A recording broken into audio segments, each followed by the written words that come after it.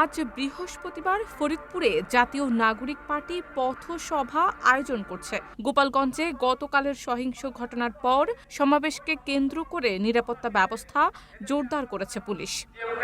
প্রথমে সকাল 10টায় পথসভা শুরু হওয়ার কথা থাকলেও সময় পরিবর্তন করে দুপুর 12:30টায় নির্ধারণ করা হয়েছে। এনসিপির ফরিদপুর জেলা আহ্বায়ক SM জাহিদ বলেন, ফরিদপুরের সকাল 10টার বদলে দুপুর 12:30টায় পথসভা শুরু হবে। নেতারা এখনও ফরিদপুর এসে পৌঁছাননি।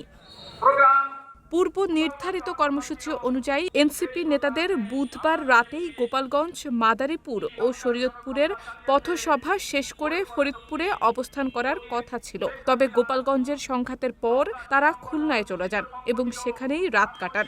আজ তারা ফরিদপুরে এসে শহরের জনতা ব্যাংক মোড়ে মূল পথসভায় যোগ দিবেন। এছাড়া ফরিদপুরের মধুখালীতে আরেকটি পথসভা করার পরিকল্পনা রয়েছে।